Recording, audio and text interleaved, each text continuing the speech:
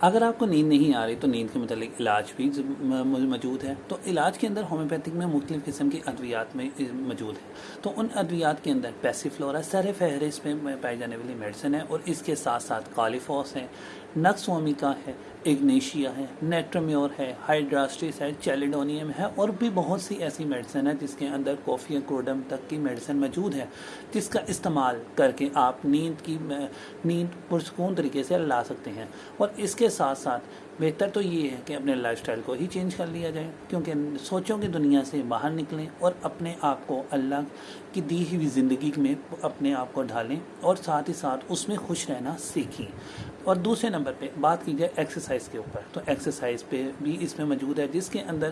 آپ نے اپنے سر کو، یعنی کہ اس پورے ایریے کو آپ نے بھی پیچھے کی طرف بیٹھ کے کارنر پہ رکھ لینا ہے، اور سر کو پیچھے پورا کر کے جھکا لینا ہے، جس سے آپ نے 30 سیکنڈ تک آپ نے اپنے سر کو پراپر جھکائے رکھنا ہے، اور بعد میں پھر اوپر آنا ہے، پھر ایک دفعہ اس کو پرفارم کریں۔ یہ ایکسرسائز آپ کو ریلیکس دے گی، آپ کو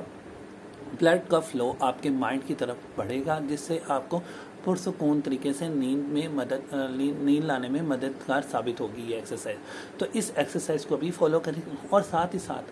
پھر میں آپ کو بتاتا چلوں کہ اپنی لائف کو تھوڑا سا چینج کریں، اپنی سوچوں کی دنیا سے تھوڑا سا باہر نکلیں،